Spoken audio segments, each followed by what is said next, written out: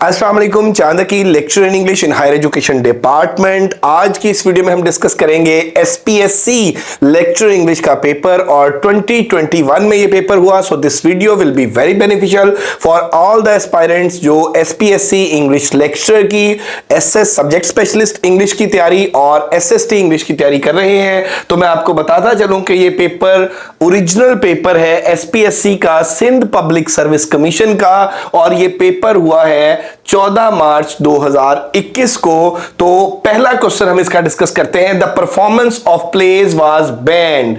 Actually अगर हम ये कर लें कि थिएटर्स वर बैंड, अगर performance of plays was banned या theatres were banned in England in 1642, तो ये बेटे प्यूरिटन्स इसका करेक्ट आंसर है। प्यूरिटन्स ने थिएटर्स को बैन किया। एक तो इस एमसीक्यूज के अंदर से आपने दो चीजें याद रखनी है, एक तो व्हेन थिएटर्स वर बैंड, ठीक है, 1642, और दूसरा who band the theatres, Puritans. और क्यों बैन हुआ थिएटर?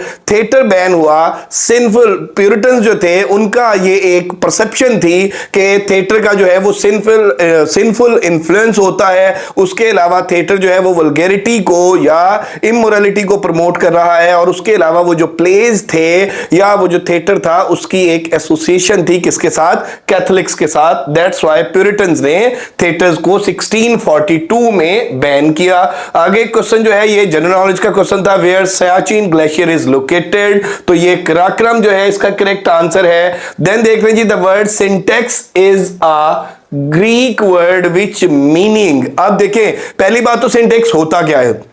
सिंटेक्स जो है study of sentence structure is called syntax. और जब तक हम क्या करते हैं कि सेंटेंस की प्रॉपर अरेंजमेंट नहीं करते तो सेंटेंस जो है वो मीनिंग कन्वे नहीं करता। तो अब ग्रीक वर्ड है, सिंटेक्स क्या है? ग्रीक वर्ड है। ये क्वेश्चन इस तरह से भी पूछा जा सकता है कि सिंटेक्स वर्ड का ओरिजिन क्या है, तो वो ग्रीक बन जाएगा।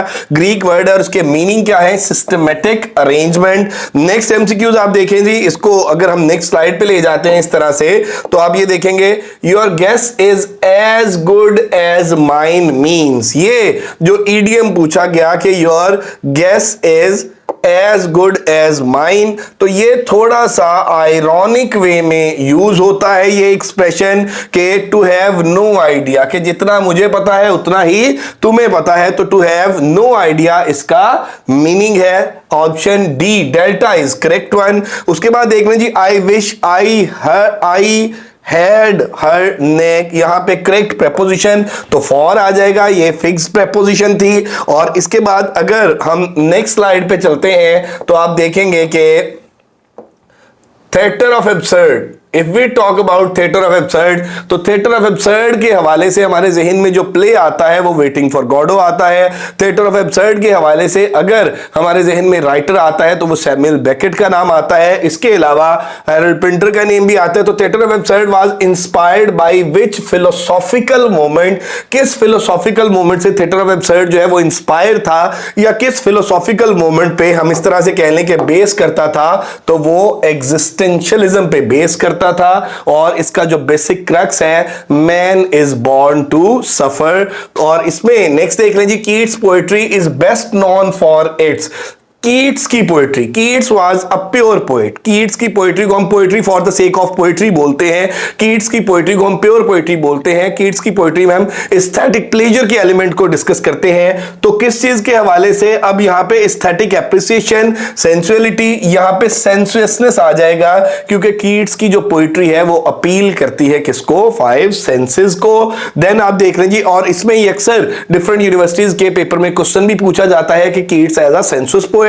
और उसके बाद आप देख लीजिए, identify the correct sequence of phonetic laws. Phonetic laws, अब ये तीनों जो है ये डिफरेंट लिंग्विस्ट हैं, ये जर्मन लिंग्विस्ट हैं। तो अब इनका जो करेक्ट सीक्वेंस है वो किस तरह से कि क्रोनोलॉजिकल ऑर्डर में ये लिंग्विस्ट हैं। क्रोनोलॉजिकल ऑर्डर में ग्रिम जो है वो सबसे पहले था, उसके बाद ग्रासमैन था, और देन जो है ये कार्ल वर्नर था। उसके बाद देख लीजिए, dash average the unemployment rate has been going up 1% a year, तो ये ऑन एवरेज आ जाएगा। यहां पे आपने प्रीपोजिशन लगानी थी, on average the unemployment rate has been going up 1% a year.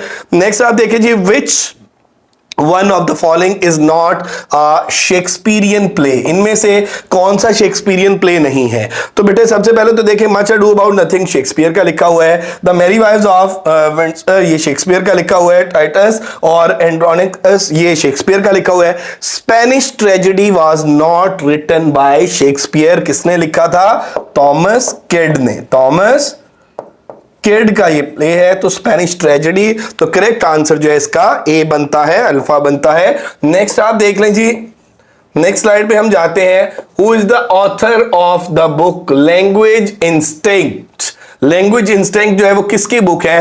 How the mind creates language, ये बुक का टाइटल है कि language instinct how the mind creates language, तो ये स्टीफन पिंकर की बुक है। उसके बाद देख लें जी, what do you understand by the term intifada, तो ये टर्म की अगर हम बात करें तो ये अपराइजिंग के मीनिंग में यूज होती है। डेलहाइम वाज, अब डेलहाइम की अगर बात करें तो डेलहाइम जो है ये अमेरिकन एंथ्रोपोलॉजिस्ट था, अमेरिकन एंथ्रोपोलॉजिस्ट, और डेलहाइम का जो है वो लिंग्विस्टिक के ऊपर भी थोड़ा सा काम है, लेकिन जो मेजर हम इसकी अगर बात करते हैं तो Dell Hymes was an American anthropologist. और उसके बाद दाऊद usually has good ideas but he is certainly out of means with this one। और then देख लीजिए, I'll be dash their eat while they are away on holiday। I'll be यहां पे आप देख लें looking into नहीं, looking at नहीं, बल्कि looking after जो है ये करेक्ट एक्सप्रेशन है। और याद रखिए जब भी हमने किसी सेंटेंस को कंप्लीट करना होता है तो हमने दो चीजें देखनी होती है, एक उसके सिमेंटिक्स को देखना होता है और दूसरा उसके स्ट्रक्चर को देखना होता है। सेंटेंस तब तक करेक्ट नहीं हो सकता जब तक वो कंप्लीट मीनिंग कन्वे नहीं कर रहा या जब तक उसका स्ट्रक्चर करेक्ट नहीं है। नेक्स्ट अगर हम बात कर लेते हैं तो नेक्स्ट स्लाइड में आप देखें, Pride and Prejudice, Jane Austen, by Jane Austen is a categorized as domestic novel है। जेन ऑस्टन ने टोटल 6 नॉवल लिखे हैं, प्राइड एंड प्रेजुडिस है, एमा है, मैन्सफील्ड पार्क है, परसुएशन है। और 6 के जो 6 नॉवल हैं जेन ऑस्टन के, उनका जो डोमिनेंट थीम्स हैं, उनके जो मेजर थीम्स हैं, उनमें मनी, मैरिज, मैनर्स और ये सारे के सारे क्या हैं, ये डोमेस्टिक इश्यूज हैं। तो यहां पे जेन ऑस्टन की जब प्राइड एंड प्रेजुडिस का जो पहला टाइटल था वो फर्स्ट इंप्रेशन था, और ये क्या है, ये डोमेस्टिक नॉवल है, क्योंकि इसका जो बेसिक थीम है वो आप ये देख लें कि वो जो जैन फैमिलीज की, जो जैन फैमिली की डॉटर्स हैं, उनके एक्चुअली वो रिश्तों का प्रॉब्लम है। उसके बाद देखने जी, Ezra Pound is regarded as the leader of which literary movement? Ezra Pound की अगर हम बात कर लेते हैं तो लिटरेरी मूवमेंट कौन सी है? इमेजिज्म के ये आप कह लें कि लीडर है, पायनियर है। Identify the odd one among the following, अब इनमें ऑड, इनमें डिफरेंट कौन सा है? अगर हम फिक्सेशन की बात करते हैं, कंपाउंडिंग की बात करते हैं और रीडुप्लीकेशन की बात करते हैं, तो ये सारे के सारे जो है हम मॉर्फोलॉजी में, वर्ड फॉर्मेशन में ये यूज करते हैं। तो काउंटिंग जो है ये इनमें ऑड वन है, काउंटिंग जो है ये डिफरेंट है। नेक्स्ट अगर हम बात कर लेते हैं, नेक्स्ट स्लाइड पे अगर जाएं तो आप यहां पे देख सकते हैं, choose the correct answer। A fair weather friend always try to fish in troubled water of his friends and benefactors। A fair weather friends क्या होता है? मतलबी दोस्त होता है, खुदगर्ज दोस्त होता है। To fish in troubled waters of his friend and benefactors, तो इस तरह का जो बंदा होता है वो हमेशा क्या करता है कि वो दूसरों की जो वर्स्ट सिचुएशन होती है, जो बैड सिचुएशन होती है, उससे फायदा उठाने की कोशिश करता है या फायदा उठाता है। तो to get benefit in bad situation. Next आप देख लें जी, name the first novel in the history of English literature. तो फर्स्ट नॉवल की अगर हम बात कर लें तो ये रॉबिन्सन क्रूसो है। और इसके बाद अगर देख लें जी, is the study of meanings as communicated by, study of meanings as communicated by a speaker and interpreted by a listener. तो ये क्या है, ये प्रैग्मेटिक्स है। Then which is the biggest library in the world, general knowledge का question था और ये लाइब्रेरी ऑफ कांग्रेस है यूएसए की। देन आप देख लीजिए, a new language which develops in situation where speakers of different languages need to communicate but don't share a common language. अब दो डिफरेंट जो लैंग्वेज बैकग्राउंड के लोग हैं और उनको एक दूसरे की लैंग्वेज नहीं आती, लेकिन उन्होंने एक दूसरे से अपना जो मैसेज है वो कन्वे करना है, कम्युनिकेट करना है। तो इस तरह की सिचुएशन के लिए हम क्या यूज करते हैं, पिजन की बात करते हैं। नेक्स्ट आप देख लें जी, if we talk about your story is devoid, तो डिवॉइड के साथ जो है वो प्रेपोजिशन क्या आ जाएगी, ऑफ आ जाएगी। Your story is devoid of truth bye the time she arrives. अब बाय द टाइम ये हम नॉर्मली यूज करते हैं किसके लिए, फ्यूचर परफेक्ट के लिए। By the time she arrives we will have finished our homework, तो विल हैव फिनिश्ड आ जाएगा। और a rhetorical figure of repetition in which the same word or phrase is repeated and usually at the beginning of successive lines। Successive lines के beginnings में जो rhetorical figure of speech repetition जो है वो use होता है इस तरह के लिए। इसके लिए क्या लिटरेरी टर्म यूज करते हैं, क्या लिटरेरी डिवाइस यूज करते हैं हम इसको एनाफोरा बोलते हैं। और हाइपरबली जो है ये एग्जैजरेशन के लिए यूज होता है, और पर्सोनिफिकेशन जो है ये जब हम नॉन लिविंग थिंग्स को ह्यूमन कैरेक्टरिस्टिक्स एट्रीब्यूट करते हैं। तो करेक्ट आंसर इज एनाफोरा। और Bernard Shaw was inspired by a Norwegian playwright named as, तो बर्नार्ड शॉ जो है वो जीबी शॉ जो है, जॉर्ज बर्नार्ड शॉ, वो किससे इंस्पायर्ड था, हेनरिक इब्सन से।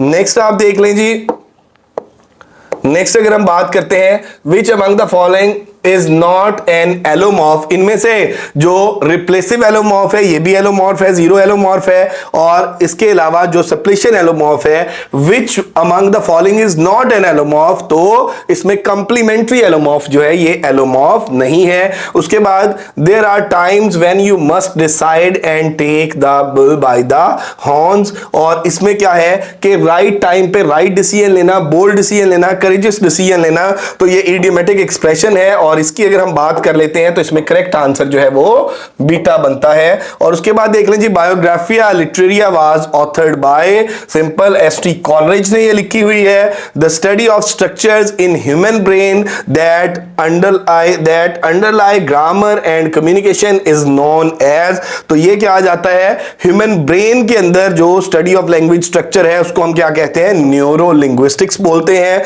और देन देख लीजिए the first nuclear power plant in Pakistan was established in, तो ये जनरल नॉलेज का क्वेश्चन है। और मैं आपको एक और बात बताता चलूं बेटे कि 2021 में जो पेपर हुआ था उसमें 4 से 5 क्वेश्चन जो है एसपीएससी में जनरल नॉलेज के थे, लेकिन अब जनरल नॉलेज का क्वेश्चन उस तरह से नहीं आता। और सब्जेक्ट स्पेशलिस्ट का जो पेपर होने जा रहा है जिसकी अभी रिसेंटली ऐड आई है उसमें मेरा बेटा जनरल नॉलेज नहीं होगा, उसमें 40% आपकी ग्रामर 40% जो है वो लिटरेचर होगा, 40% ग्रामर होगी, 40% लिंग्विस्टिक्स होगी, 20% ग्रामर। मैं दोबारा बोल देता हूं, 40% लिटरेचर, 40% लिंग्विस्टिक्स और 20% ग्रामर। 50 एमसीक्यूज होंगे, 2 नंबर का एक एमसीक्यूज है, 20 एमसीक्यूज लिटरेचर से होंगे, 20 एमसीक्यूज लिंग्विस्टिक्स से होंगे, 10 एमसीक्यूज ग्रामर से होंगे। और इसमें नेगेटिव मार्किंग जो है वो 0.5 होती है।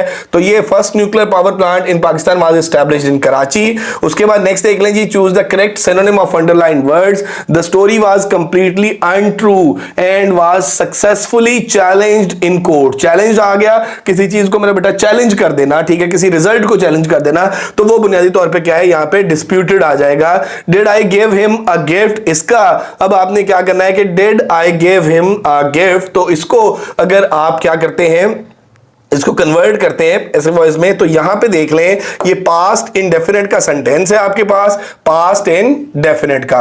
डिड में जब हम डिड यूज करते हैं तो हम फर्स्ट फॉर्म यूज कर लेते हैं। तो अब इसमें जब पास्ट इंडेफिनिट का पैसिव हम यूज करते हैं तो वाज, हम डिड की बजाय हमने क्या किया, वाज यूज कर लिया, was a gift given to him by me. उसके बाद despite dash hard he failed the exam, despite working hard, या यहां पे स्टडिंग आ गया, studying hard. A literary work composed from elements borrowed either from various other writers or from particular earlier author, the literary term of such work is, इसको pastiche बोलते हैं। जो previous जो राइटर्स हैं, वेरियस जो writers हैं different, उनसे कुछ बोरो किया हो, या प्रीवियस जो लिटरेरी वर्क्स हैं, टर्म्स हैं, उनसे कुछ बोरो किया हो किसी वर्क में, तो उसके लिए टर्म हम यूज करते हैं pastiche की। और उसके बाद नेक्स्ट आप देख लें जी कि अगर हम बात करते हैं 18th century is also called, 18th century को अगस्टन एज भी बोलते हैं, 18th सेंचुरी को न्यू क्लासिकल एज भी बोलते हैं। लेकिन यहां पे दोनों में से अगस्टन और न्यू क्लासिकल में से कुछ नहीं पूछा हुआ। गोल्डन एज इसको नहीं बोलते, गोल्डन एज लिटरेचर में बोलते हैं एलिज़ाबेथन एज को। और उसके बाद एज ऑफ रेवोल्यूशन भी इसको नहीं बोलते, ठीक है। और इसमें जो एज ऑफ रेवोल्यूशन की अगर हम बात करते हैं तो फिर हम रोमांटिक्स की बात करते हैं, तो 18th सेंचुरी जो है एज ऑफ रीजंस इसको बोलते हैं, क्योंकि कि 18th सेंचुरी जॉन लॉक की फिलॉसफी पे बेस कर रही थी, और तब जितना भी जो लिटरेचर है वो प्रोड्यूस हुआ that was based on John Locke philosophy, और एज ऑफ रीजन इसको हम बोलते हैं। तो part of the word that occurs before any inflicted affix, तो इसको हम क्या बोलते हैं? बेस बोलते हैं, और इसको बुनियादी तौर पे बेस बोलते हैं। और मिसकंसेप्शन है, कुछ लोग उसके लिए स्टेम की टर्म भी यूज कर लेते हैं, लेकिन इसको हम बेस बोलते हैं। Choose the synonyms of underline words. Tickets can not be exchanged or money refunded. Tickets can not be exchange or money refunded, तो यहां पे क्या आ जाएगा? कैंसल्ड आ जाएगा। और उसके बाद विच of the following romantic poets died in Greek, तो यहां पे क्या आ जाएगा? बायरन आ जाएगा। और रोमांटिक्स में अगर हम हेलेनिज्म की बात करते हैं तो हेलेनिज्म जो है वो कीट्स के हवाले से, कीट्स ने अपनी पोएट्री के अंदर जो ग्रीक रेफरेंसेस यूज किए उनके लिए हेलेनिज्म। और बायरन के साथ जब हम ग्रीक्स को एसोसिएट करते हैं तो बायरन ने जो एडवोकेट किया था वो जो ग्रीक की वार ऑफ इंडिपेंडेंस थी उसको। और व्हाट इज लेमा की अगर हम बात करते हैं तो the abstract form of word containing information relating to the meaning of a word. Word की मेरा बेटा एब्स्ट्रैक्ट फॉर्म जो हम यूज करते हैं उसके लिए हम लिटरेरी टर्म जो है वो लेमा यूज करते हैं। और उसके बाद नेक्स्ट देख लें जी, how many soliloquies does Shakespeare's Hamlet has in it. Shakespeare का जो प्ले है हैमलेट ये 4 प्योर ट्रेजेडीज में से है, बाकी 3 कौन सी है? अगर हम शेक्सपियर की 4 प्योर ट्रेजेडीज की बात करें, अक्सर ये सवाल भी पेपर में पूछा जाता है, तो ये है Hamlet, Macbeth, King Lear, Othello. और इसके अंदर जो soliloquies हैं हैमलेट के अंदर वो 7 soliloquies हैं। Who is credited with the distinction of locutionary, illocutionary and pre-locutionary speech acts। और ये मेरा बेटा ये A.L. ऑस्टिन का कॉन्सेप्ट है। और Dickens was a great writer dash his tearful plots despite his tearful plots, तो यहाँ पे करेक्ट आंसर जो है वो क्या आ जाएगा? डिस्पाइट आ जाएगा। और उसके बाद she wished she had bought. अब जब विश की बात आ जाए, एज इफ की बात आ जाए, पास्ट के अंदर अनफुलफिल्ड डिजायर की बात आ जाए, आगे अगर मेन वर्ब हो, थर्ड फॉर्म हो, तो हम हैड यूज करते हैं। और अगर मैं ये कहता कि she wished she were a king, तो फिर हम ही हो, शी हो, आई हो, वी हो, उसके बाद हम वर्ब यूज करते हैं। Verb, phonology, morphology and syntax, ये क्या है? These are levels of linguistics हैं। उसके बाद नेक्स्ट अगर हम बात कर लें जी, तो इसमें which of the following novel is regarded as dystopia.